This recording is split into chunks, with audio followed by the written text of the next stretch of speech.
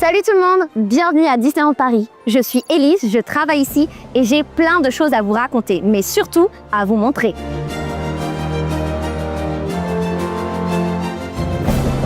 Comme le dit Rafiki dans Le Roi Lion, regarde au-delà de ce que tu vois. Aujourd'hui, c'est ce qu'on va faire dans cette vidéo. Vous connaissez les Disney Imagineers? C'est grâce à ces artistes et ingénieurs que la magie prend vie dans les parcs Disney. Avec eux, aucun détail, et je dis bien aucun, n'est laissé au hasard. Vous allez voir. L'une des premières choses que l'on fait quand on arrive au parc, c'est de se diriger tout droit vers le château de la Belle au Bois dormant par Main Street.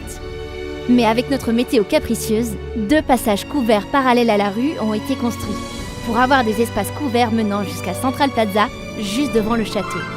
À Liberty Arcade, il y a une salle dont les accès sont discrets. En passant un peu trop vite devant cette grande affiche, il est facile de louper l'inauguration de la Statue de la Liberté. Bienvenue! Allez-y, c'est par là.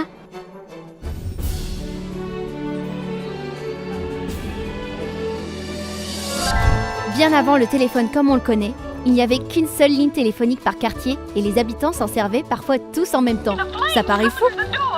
Alors ça, c'est une party line, une ligne partagée comme à l'époque. Grâce à ce vieux téléphone, on fait un bond dans le passé. À l'époque où il n'y avait qu'une seule ligne téléphonique, Vous le trouverez chez New Century Notions, Flora's Unique Boutique, l'une des premières boutiques de Main Street USA quand on arrive dans le parc. dans la boutique, il y a une porte qui donne à Candy Palace. Le téléphone est juste avant sur votre droite. Regardez bien, car il se fond dans le décor. C'était sympa d'écouter cette conversation entre plusieurs personnes. D'ailleurs, vous aussi, vous pouvez l'écouter. Petite info, c'est en anglais. Vous vous souvenez de la bataille entre la fée Flora et la fée Pimprenelle dans La Belle au Bois dormant? Flora voulait que la robe d'Aurore soit rose et Pimprenelle qu'elle soit bleue. Regardez bien cette fenêtre sur le côté gauche du château, car une fois la nuit tombée, elle change de couleur. C'est l'une des attractions les plus célèbres des parcs Disney. Vous l'avez sans doute déjà faite, et pourtant, je suis sûre que vous n'avez pas encore vu ce détail. C'est moi ou les murs se rallongent? Plus on descend, et plus les portraits nous dévoilent ce qui est arrivé aux prétendantes de Mélanie Ravenswood. Ça y est, c'est juste là, après le couloir des portraits. On cherche une petite table en bois... Trouvé! Vous voyez la photo du bébé? C'est Walt Disney. Aucun détail n'est laissé au hasard, je vous l'avais dit. When you hear the narrow restless bones eat their lives. Du côté de Fantasyland, il y a un détail qui ne saute pas aux yeux. Suivez-moi.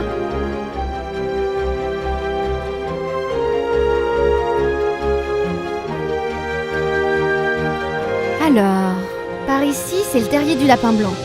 Par là, je crois que c'est vers Tulgywood. À moins que ça soit par en haut, vers le château de la Reine de Cœur. Ou par en bas, par une toute petite porte. Une petite idée de là où on est? J'accepte la réponse au Pays des Merveilles, mais ce n'est pas celle que j'attends. Alors, votre langue au chat? Vous vous en doutez, ce labyrinthe a lui aussi été très bien pensé. Ici, nous sommes en réalité dans le corps du chat du Cheshire. Oui, vous avez bien entendu, Car une partie des chemins du labyrinthe forme son corps. regardez. Notre top des détails de Disneyland Paris est déjà terminé. Et pourtant, la liste est encore longue. Du côté de Main Street USA, avez-vous remarqué que les fenêtres des bâtiments sont de plus en plus petites sur les étages? C'est pour donner une impression de hauteur. Merci les Disney Imagineers.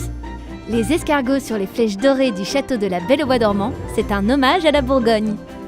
Avant d'entrer dans l'attraction Blanche-Neige et les 7 nains, jetez un œil à l'étage. Vous pourrez voir la méchante reine apparaître et disparaître depuis la fenêtre. Du côté de Peter Pan's Flight, on lève les yeux au ciel pour admirer les girouettes de certaines tourelles. C'est bien le crocodile et le bateau du capitaine Crochet. Du côté de Frontierland, Phantom Manor et son cimetière regorgent tellement de détails que cela mériterait une vidéo à part entière. Vous l'avez compris, tous ces détails font partie de l'expérience et ajoutent encore plus de magie. Alors ouvrez bien les yeux. J'espère que cette vidéo vous a plu. N'hésitez pas à me dire en commentaire quel est votre détail préféré et n'oubliez pas de vous abonner en cliquant juste ici. À bientôt pour plus de magie.